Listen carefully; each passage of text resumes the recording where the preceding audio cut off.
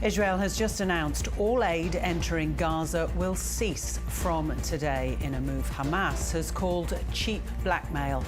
Benjamin Netanyahu's office says Hamas's decision to reject an extension of the temporary ceasefire means no more aid will be allowed in. The fledgling peace deal is hanging by a thread tonight, with both Israel and Hamas unable to agree on a way forward. The first phase of the ceasefire deal is now over, and Israelis are demanding the Netanyahu government secure stage 2, getting the remaining 59 hostages home, less than half believed to still be alive. The Prime Minister has other issues he needs to solve, and we're caught into that. And citizens caught into that, and citizens are dying. Anger too at Hamas, releasing a new video showing hostages Yair and Eitan Horn just before Yair was released a few weeks ago. Eitan is seen under duress, pleading with his government not to leave him behind. His family approved the use of the video, calling on the Prime Minister to heed Eitan's message. Benjamin Netanyahu's office is describing it as cruel propaganda, condemning Hamas for forcing hostages to engage in psychological warfare. And with negotiations on phase 2 at an impasse, Israel has now announced it is stopping aid deliveries entering Gaza. It's trying to pressure Hamas to accept a US proposal to extend the current temporary ceasefire into April. Under that proposal, half of the remaining Israeli hostages would be released on day 1, the rest when a permanent ceasefire is agreed to. Hamas previously rejecting such efforts, saying it's simply Israel trying to stall on negotiations for a lasting peace in Gaza. Inside the enclave, it's been a bleak start to the holy month of Ramadan. Many went shopping, but were unable to buy what they needed. Today there is a lot of goodness, but there is no money. Plans to rebuild the Strip without forcing residents to leave will be the focus of talks in Cairo between Arab leaders this week, as the United States today fast-tracked $4 billion in promised military assistance to Israel, the prospect of peace remaining in doubt. Matthew Doran, ABC News, Jerusalem. Matt joins us now live from Jerusalem. Matt, what does this mean then for the people in Gaza?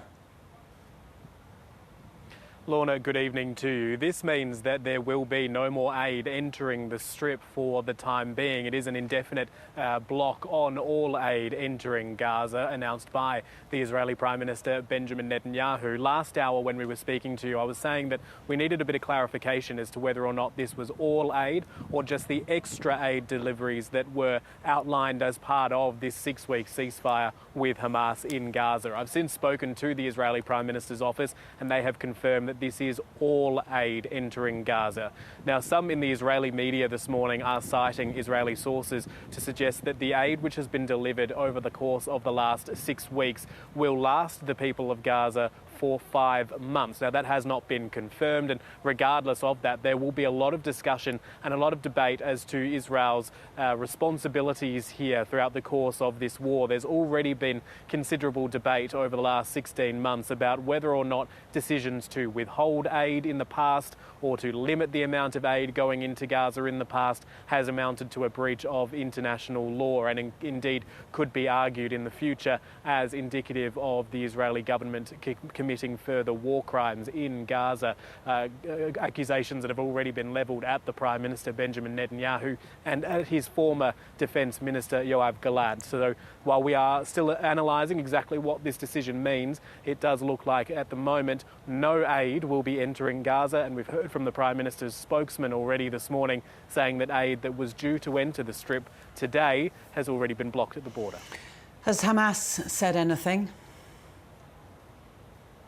Hamas has responded. They've said that this is callous, that this is this amounts to a breach of international law. They have long said that even the aid that was getting in during the course of this ceasefire, while it was, of course, welcome and was a significant increase on what had been delivered throughout the course of the war, it was still lacking in certain things, such as shelter. That's been one of the biggest issues for the people of Gaza in recent weeks, as we've been experiencing some wintry weather here in the Middle East.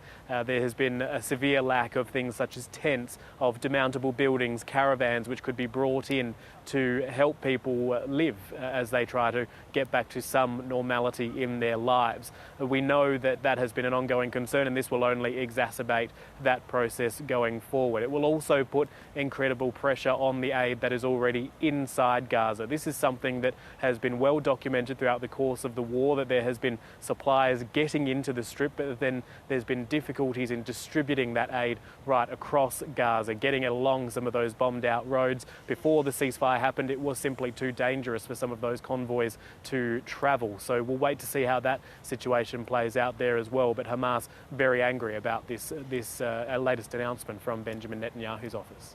So, Matt, the ceasefire deal phase 1 ended today. Are there any talks taking place for the next phase? Well, it seems like no progress is being made on the so-called phase 2 of this deal. What we've seen with this announcement today from Benjamin Netanyahu's office is that Israel is hitching itself to a proposal it's describing as the Witkoff proposal, naming the US Special Envoy for the Middle East, Steve Witkoff, as the architect of this idea. What the proposal would have resulted in was an extension of the current ceasefire deal for another couple of weeks through the Muslim holy month of Ramadan and through the Jewish festival of Passover. That would have taken the truce into the middle of April.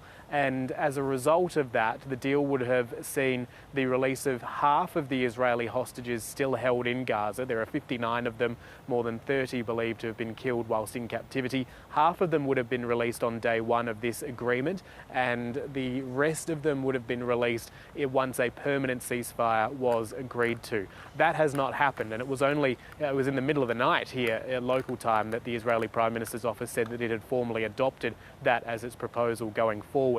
Hamas has said that this is just a stalling mechanism, that Israel is trying to avoid having meaningful negotiations on the future of Gaza and of a lasting peace there, and that is why it has rejected it. Whether or not this promise now, or this announcement by Benjamin Netanyahu's office on aid, moves that at all remains to be seen. But as we've said, we've heard Hamas is very angry about this decision, and that does not bode well for these negotiations, which are allegedly ongoing, but really not making much progress at all. Lorna? Matthew Doran live in Jerusalem. Thank you.